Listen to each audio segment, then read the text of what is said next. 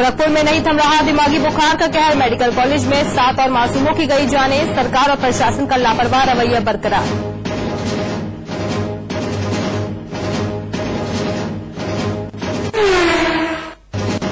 नोएडा के metro pillar में नहीं थे सरिये। सिटी सेंटर के 2 पिलरों में आई दरारों की तफ्तीश से हुआ खुलासा।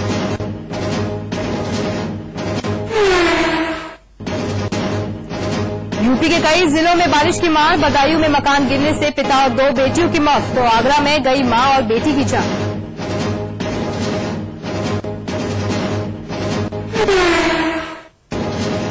कन्नौज कोर्ट में पेशी पर लाए गए कैदी शराब के नशे में आपस में भिड़े। पुलिस कस्टडी में जमकर चले लात घूंसे। बड़ा सवाल कोर्ट में जाने से पहले कैसे पी कैदियों ने शराब। और 11 दिनों बाद अस्पताल से सकुशल बाहर आए शहजादे सलीम। दिलीप कुमार को अस्पताल से मिली छुट्टी। सीने में बेचैनी की शिकायत पर 15 सितंबर को अस्पताल में हुए थे भर्ती। चाहने वालों में खुशी की लहर।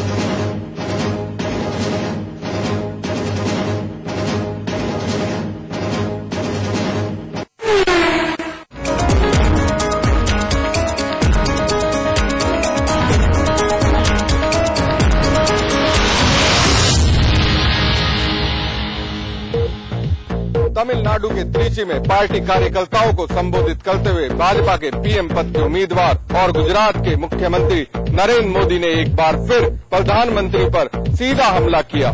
मोदी ने प्रधानमंत्री पर सीधा हमला करते हुए सवाल किया कि देश के प्रधानमंत्री की प्राथमिकता क्या है।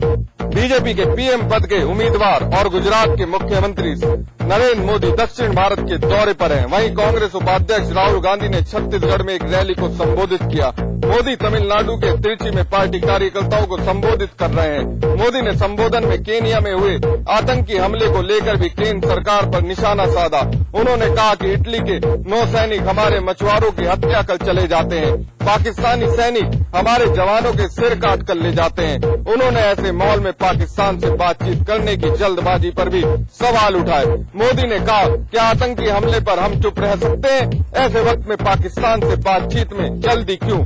मोदी ने कमजोर आर्थिक नीति और नरम विदेश नीति के मसले पर केंद्र पर निशाना साधा। उन्होंने कहा कि इस सरकार की वजह से न तो देश में माता बहनें सलामत है, न तो सीमा पर तैनात जवान सलामत है, न तो चीन की सीमा पर हमारी जमीन सलामत है। गुजरात हो, तमिलनाडु हो या केरल, कहीं भी हमारे मछुआरे सलामत नहीं। तो इस निकम्मी सरकार को उखाड़ फेंकना चाहिए। अपने भाषण की शुरुआत करते हुए मोदी ने जम्मू में हुए आतंकी हमले और केनिया के नैरोबी में हुए आतंकी हमले का जिक्र किया और सभा में मौजूद लोगों से 2 मिनट तक मौन रहने का आह्वान किया।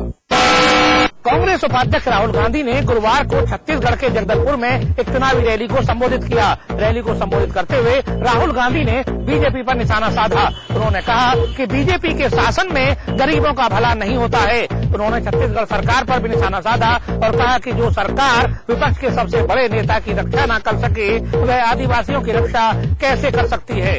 कांग्रेस उपाध्यक्ष राहुल गांधी ने छत्तीसगढ़ में एक चुनावी सभा को संबोधित करते हुए कहा कि विपक्ष की सोच है कि 1 या 2 व्यक्ति देश चला सकते हैं, जबकि कांग्रेस पार्टी आम आदमी को साथ लेकर चलती है। राहुल गांधी विपक्ष पर जमकर बरसे। उन्होंने कहा कि बीजेपी के राज में गरीबों का भला नहीं होता। राहुल गांधी ने गुरुवार को जगदलपुर में आदिवासी अधिकार सम्मेलन रैली को संबोधित करते हुए कहा कि हिंदुस्तान की राजनीति में 2 सोच हैं, जिसमें कांग्रेस की सोच अधिकार की सोच है। कांग्रेस पार्टी चाहती है कि यहाँ के आम आदमी को अधिकार मिले और शक्ति मिले। भाजपा पर कटाक्ष करते हुए राहुल गांधी ने कहा कि जो सरकार विपक्ष के सबसे बड़े नेता को न बचा सकी, वे भला छत्तीसगढ़ में आदिवासियों की रक्षा कैसे करेगी। कांग्रेस के राष्ट्रीय उपाध्यक्ष राहुल गांधी ने आरोप लगाया कि छत्तीसगढ़ में आदिवासियों की जमीन उनकी मर्जी के खिलाफ ली जा रही है और न ही ग्राम पंचायतों से इस बारे में पूछा जा रहा है। राहुल गांधी हमेशा से युवाओं की राजनीति में आने की हिमायत करते रहे हैं। उन्होंने यहाँ भी आदिवासी युवकों से आह्वान किया कि वे राजनीति में आएं और विकास में भागीदार बने। राहुल गांधी को सुनने इस रैली में बड़ी संख्या में लोग आए थे।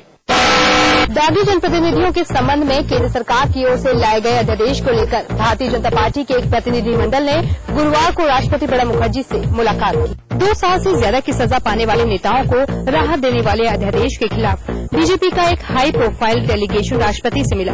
डेलीगेशन में लालकृष्ण आडवाणी, सुषमा स्वराज और अरुण जेटली शामिल थे। दरअसल कैबिनेट ने सुप्रीम कोर्ट के फैसले को पलटते हुए उस अध्यादेश को मंजूरी दे दी है जिसमें 2 साल से ज्यादा सजा पाए नेताओं की सदस्यता नहीं की जाएगी। लोकसभा में नेता विपक्ष सुषमा स्वराज ने सजायाफ्ता सांसदों विधायकों पर सुप्रीम कोर्ट के फैसले को पलटकर लाए गए केंद्र सरकार के अध्यादेश का विरोध किया है। सुषमा ने राष्ट्रपति से इस अध्यादेश पर हस्ताक्षर न करने की अपील की है। दरअसल संसद में 162 सांसद ऐसे हैं जिन पर दाग लगे हैं। अलग अलग मामले में अलग अलग दाग लगे हैं, जिनमें से 76 सांसद ऐसे हैं जिन पर अगर दोष सिद्ध होते हैं तो उन्हें 5 साल से ज्यादा की सजा हो सकती है। वहीं राज्यों की विधानसभाओं में भी दागी नेताओं की कमी नहीं है।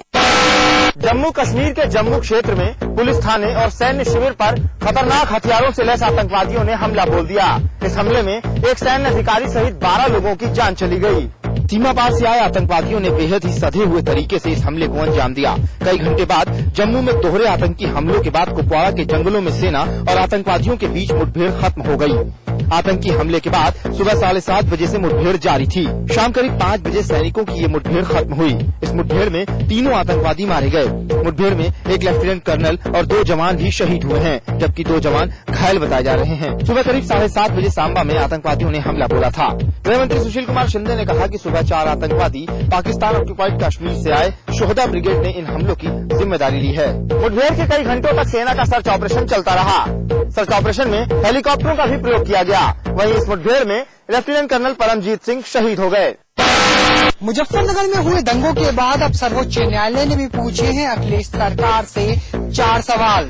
तकरीबन आधा दर्जन जनहित याचिकाओं की सुनवाई करते हुए सुप्रीम कोर्ट ने अखिलेश सरकार से 4 सवाल पूछे हैं और इन चारों सवालों का जवाब राज्य सरकार को 17 अक्टूबर से पहले देना होगा। बृहस्पतिवार को सर्वोच्च न्यायालय ने तकरीबन आधा दर्जन PIL की संयुक्त रूप से सुनवाई करते हुए यूपी सरकार से 4 सवाल पूछे।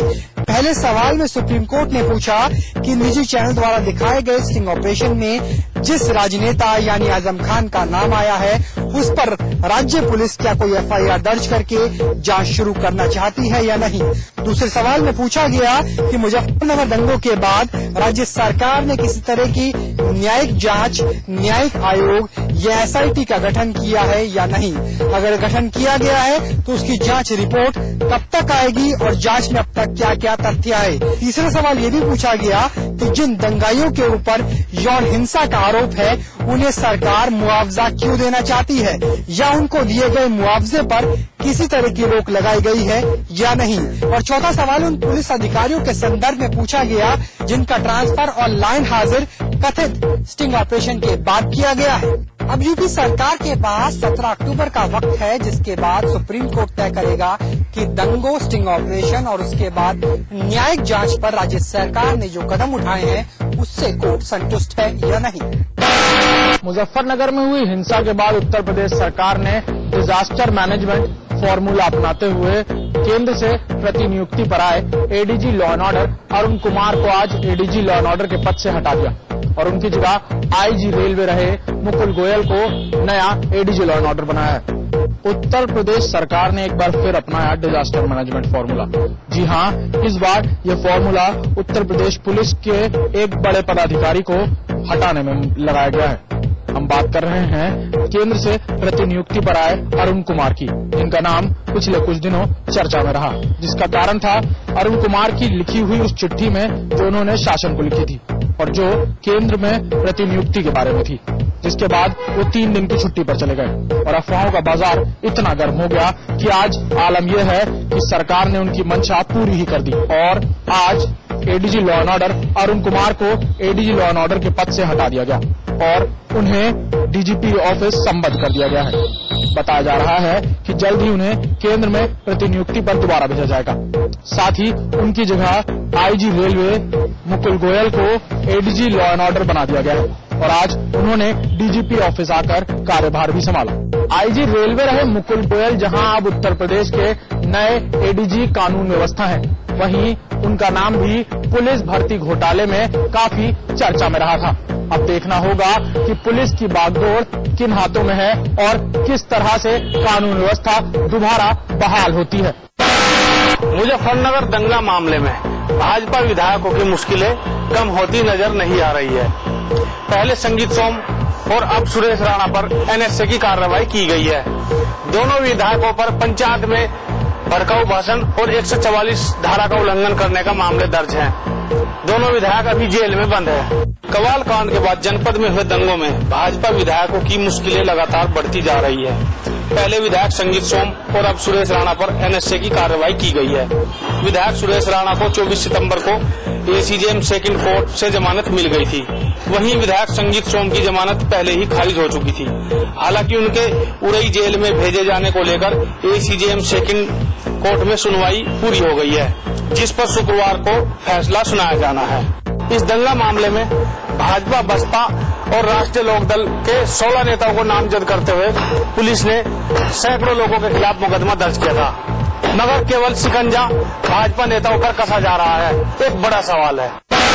भारतीय जनता पार्टी के प्रदेश अध्यक्ष लक्ष्मीकांत वाजपेयी ने बांदा जेल में बंद बीजेपी विधायक सुरेश राणा से मुलाकात की। लक्ष्मीकांत वाजपेयी के तेवरों में आज सख्ती नजर आई। उन्होंने प्रदेश सरकार पर मुजफ्फरनगर दंगों के कथित आरोपी तीनों विधायकों के ऊपर फर्जी मुकदमे लगाए जाने का आरोप लगाया। साथ ही बहन बेटियों की इज्जत बचाने की बात कहकर अपने विधायक की पीठ तपाई। सियासत के जानकारों की माने तो बीजेपी को दंगों का लाभ मिल रहा है। यही कारण है कि भाजपा के प्रदेश अध्यक्ष विधायकों के जेल में बंद होने का गर्व महसूस कर रहे हैं और सपा सरकार को 2014 में देख लेने की बात कह रहे हैं। आरुषि हेमराज मर्डर केस में बचाव पक्ष के वकीलों ने सीबीआई कोर्ट से अपील की है कि कृष्णा से बरामद खुखरी की दोबारा फॉरेंसिक जांच कराई जाए। बचाव पक्ष चाहता है कि कोर्ट इस फॉरेंसिक जांच को दोबारा लंदन में डॉक्टर आंद्रे से कराए। नोएडा के बहुचर्चित आरुषि हेमराज मर्डर केस में आरोपी तलवार दंपति ने आज कोर्ट में एक 18 पेज की अर्जी दाखिल की है, जिसमें बरामद खुखरी की फॉरेंसिक जांच लंदन में कराने की मांग की है। गाजियाबाद सीबीआई कोर्ट में दाखिल अर्जी पर दोनों पक्षों की दलीलें सुनने के बाद कोर्ट ने अपना फैसला कल तक के लिए सुरक्षित रख लिया है। कोर्ट में आज केस में अंतिम बहस होनी थी, लेकिन बचाव पक्ष की अर्जी देने की वजह से अंतिम बहस टल गई।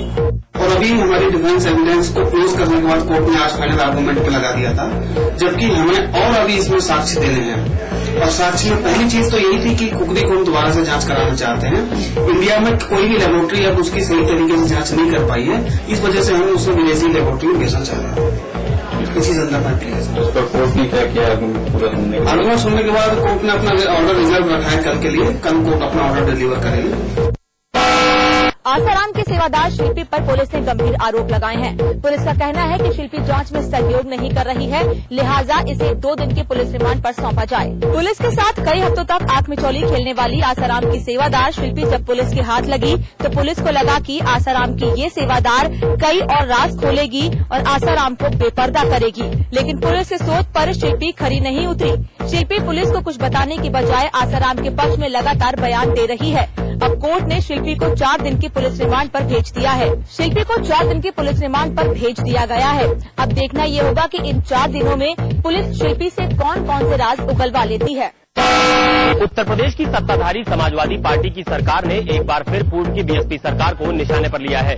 समाजवादी पार्टी ने कहा है कि बीएसपी सरकार के दौरान प्रदेश में 32 चीनी मिलों को बंद किया गया, किसानों की अनदेखी की गई और प्रदेश में किसान बर्बाद हुआ।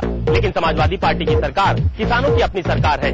समाजवादी पार्टी की सरकार ये चाहती है कि न सिर्फ किसानों का भुगतान किया जाए, बल्कि शुगर इंडस्ट्रीज की दिक्कतों को भी दूर किया जाए। दरअसल राजधानी लखनऊ में 27 सालों बाद sugar technologists association of India ने अपना 72वां annual convention and sugar expo का आयोजन किया। राजधानी के इंदिरा गांधी प्रतिष्ठान में आयोजित इस कार्यक्रम में समाजवादी पार्टी की सरकार के कई मंत्री भी शामिल हुए। उत्तर प्रदेश में समाजवादी पार्टी की सरकार के तमाम वादों के बावजूद गन्ना किसानों के भुगतान का मुद्दा जस खतस पड़ा हुआ है। एक तरफ सरकार इस बात का दम भर रही है कि वो किसानों की हितैषी है, तो वहीं किसानों के साथ इंडस्ट्रीज की दिक्कतों को भी दूर करने के लिए दावा कर रही है। दरअसल कैबिनेट मंत्री आनंद सिंह ने कहा है कि प्रदेश में गन्ना किसानों का मुद्दा कोई नई बात नहीं है, बल्कि सड़क से लेकर सदन तक ये मुद्दा उठाया गया है। सदन में हंगामा हुआ। यही नहीं, सरकार अभी आश्वासन दे रही है कि गन्ना मामले को राजनीतिक बना दिया गया है, लेकिन अब सरकार गन्ना किसानों के लिए और उनके भुगतान के लिए गंभीर है।